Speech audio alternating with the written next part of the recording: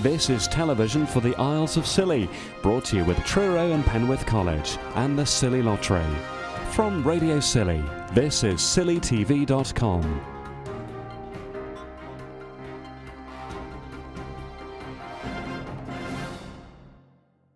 People travelled from all of the islands despite the bad weather for the Bryher Fete. It's only been called off once because of weather conditions in 43 years. Organisers need to bring in around £16,000 to clear the debts outstanding for the build of the new community centre. Fete organiser Cathy Stedford says there are a few simple things to do to bring in money. Last year they brought in £8,000 and Cathy Stedford's hopeful they'll bring in that sort of money again. The building's been up for 2 years now and our maintenance costs have been absolutely nothing because we look after it on a weekly basis. So everybody on the island, every family looks after it on a weekly basis.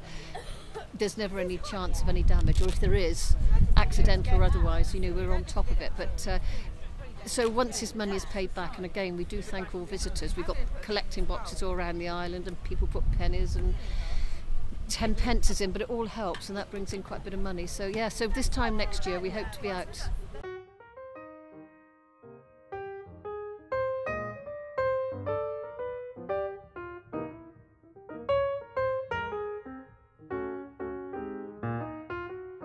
Jack was looking after a game where you have to move a metal loop around a twisted wire without making contact with the wire and sounding a buzzer. Really, really difficult to get it all the way from here to here, and we've only had about 3 or 4 people doing it. Whatever? Ever, yeah, ever. Have you been able to protect it? No, I'm not that skilled. Of course, there was the bouncy castle that does the rounds to all of the off-island fetes. And there were the traditional coconut shies too. And a chance to show off football skills. Like all the off-island fetes, there was plenty of food and drink to entice visitors, locals, and even their pets.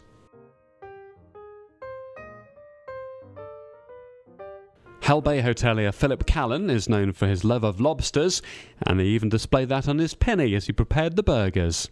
And Bryher demonstrated perhaps the most innovative way of hanging out clothes for sale. Simon from North Devon was staying at the campsite and ended up manning a game stall. He says he does it because he loves the island. Well, because we love Bryher, and as people on the cities will know, you get very parochial about your particular favourite island. Bryher's ours, so we've been coming here quite a few years now. So. The challenge using pegs wasn't easy. The idea is that you have to get as many pegs as possible into one hand, just using one hand. No teeth, you can't use your other hand, and it's 50 pence a go. There's a fabulous fortune to be won, a whole fiver. Suzanne Lees recently moved to Bryher and wanted to help with the fete by selling raffle tickets. She says getting involved has given her a chance to get to know more islanders.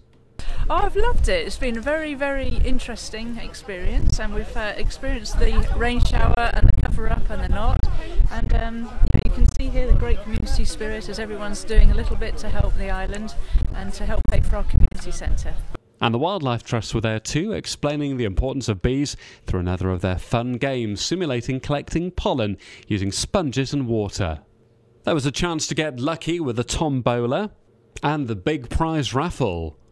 And attendees also found out whether they were going to be lucky in life or love, thanks to Mystic Marion. It's hoped the community centre will be paid for next year, then there's another plan to bring in cash to make sure it's warmer in winter. We need heating in there because it is very cold in the winter. So I think heating is probably the next thing we'll look at, but we will raise that money rather than borrow it.